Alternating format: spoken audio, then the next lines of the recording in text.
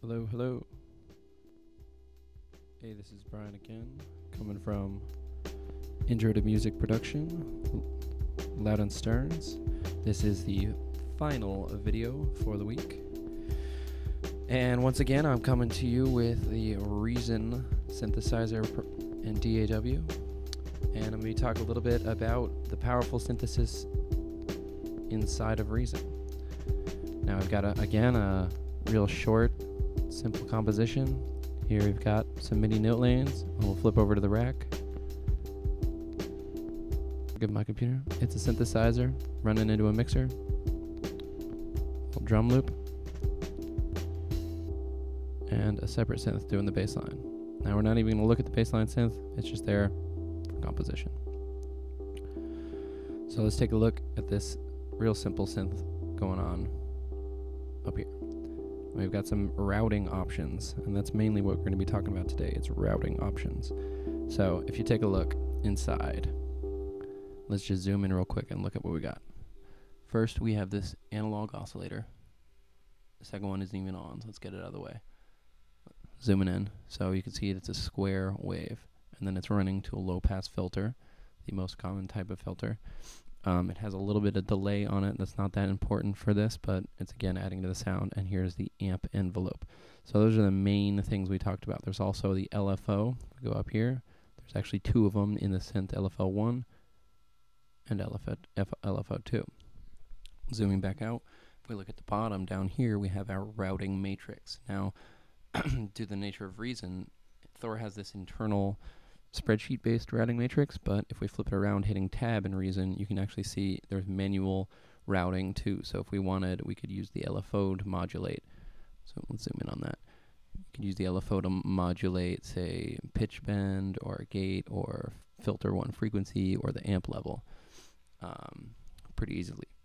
But you can also do all of that on the front in the more modern setup. But because Reason is a rack emulator, it's got all these manual things with chords, and it's kind of cool. Say, I'll go LFO to filter one frequency, and then see, it just plugs right in. So let's get back to our sound. So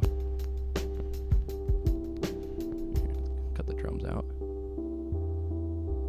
cut the bass line out. Okay. So I've got a few things going on here to get this sound. First, obviously, there's a low pass fader.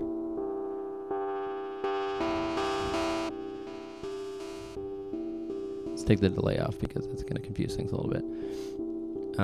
So down here in our routing, LFO1, which is this low frequency oscillator, it's not tempo synced, and it's linked to the filter frequency. So it's going to be doing a sine wave.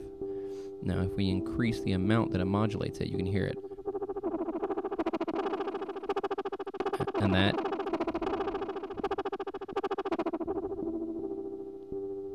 that's modulating this here, the low pass fader. So here, let's turn that off. Okay, cool. So that's all that is. You can hear it modulating the low pass filter. So if we put it down, it'll just be touching the sound. It's because it's barely allowing through the fundamental frequency at the bottom. And now, and to get a bit more subtle effect, we take it down from about 68 where it is there. And just kind of gives it a little bit of motion to it. Now, we also have the mod wheel routed to the rate of the LFO1. So if we up our mod wheel, you can hear how that changes the texture of the sound. So that's a cool live performance option if you got a keyboard with the mod wheel. Okay, the other thing we got is a second LFO here, which is put on the pitch. So really dramatic if you put it all the way up. But if you just put a little bit, now this is with the rate set very high. If we set the rate low, it doesn't really give us a musical effect. It kind of puts the pitch all over the place. But with the rate set very high, it gives it this just like buzz to it. Too much, it loses its sonic character. But with just the right amount, it's got a little texture going onto it. Now the other routing I have here are the pitch bend wheel, which is this, moves the pitch up and down, but it's going on not only the attack envelope in the envelope here, but in the filter frequency. So that's this. So that means if I pitch up, it goes negative. Let me zoom in so you can see. It goes negative 100 on the attack. So I mean, the pitch goes up, the attack goes down, the notes come in more sharply, and the filter opens up. So let's hear what that sounds like. You could make kind of a cool, crazy building transition effect if you move that pitch wheel really slowly. And with the delay on,